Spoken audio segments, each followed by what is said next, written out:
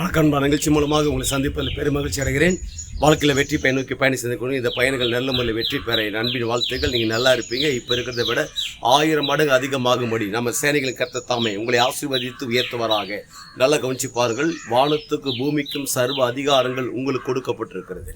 அப்போ அந்த அதிகாரம் உங்களுக்குள்ளே இருக்கிறதுனால இந்த பூமியில் உங்களால் எல்லாத்தையும் நிறைவேற்ற முடியும், உங்களால் சாதிக்க முடியும், உங்களால் செய்து காட்ட முடியும்.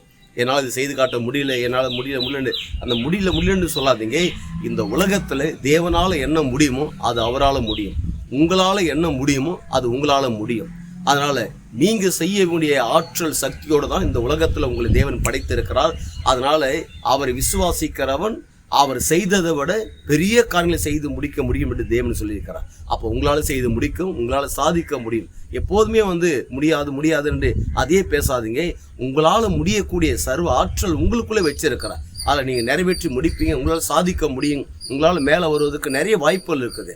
அதனால் இந்த உலகத்தில் ஒருபோதும் கவலைப்படாதீங்க, சோர்ந்து போகாதீங்க. எடுத்திருக்கிற முயற்சிகள், எடுத்திருக்கிற பிஸ்னஸ் வேலைகள், தொழில்கள், டிபார்ட்மெண்ட்டுகள், ஊழியங்கள், என்ன வேலை, என்ன ஆஃபீஸ் டிபார்ட்மெண்ட்டில் என்ன இருந்தாலும் சரிங்க, அந்த இடத்துலேருந்து நீங்கள் மேலே வர முடியும். அதனால் எப்போதுமே உங்களை குறைச்சி மதிப்பிடாதீங்க, தாழ்வு மனப்பான்மை கொள்ளாது. என் லைஃப் இப்படி இருக்குது, என் குடும்பம், என் ஊழியம், என் பிஸ்னஸ், என் தொழில் இப்படி இருக்குதுன்னு நினைக்காதீங்க. எதை பார்த்துக்கணும் அதை பார்த்துக்கிட்டே இருங்க.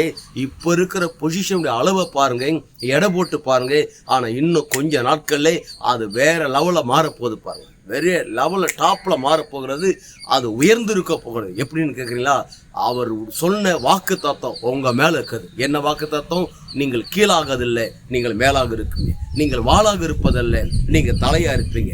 அதன் பிறகு என்னங்க, தலையாக இருந்தால் என்ன அர்த்தம்? இந்த ஒட்டுமொத்த இந்த உலகத்திற்கு நீங்கள் பெரிய அந்தஸ்து உடையவர்களாக தேவன் உங்களை மாற்றப் போகிறார். பொசிஷன் மாறப்போகிறது. நீங்கள் டிஃப்ரெண்டான நிலையில் இந்த உலகத்தில் பொருளாதாரத்தில் கையாள போகிறீங்க. பெரிய கோடீஸ்வரலாக உயர்ந்திருக்க போகிறீங்க, பெஸ்ட்டாக இருக்க போகிறீங்க, நீங்கள் நல்லா இருக்க போகிறீங்க. அப்படி நல்லா இருக்கும்போது என்ன நடக்குதுமா? ஒட்டுமொத்த உலக நாடுகளுக்கு நாம் ஆண்டவர் இயேசு கிறிஸ்து உங்களை கடன் கொடுக்கும்படியாக வைக்கிறார். நீங்கள் வற்றாத நீரூற்று போல இருப்பாய் என்று சொல்லி உங்களிருந்து விடைபெறுகிறேன். உங்கள் நண்பன் ரவி, பெரியபாளையம்.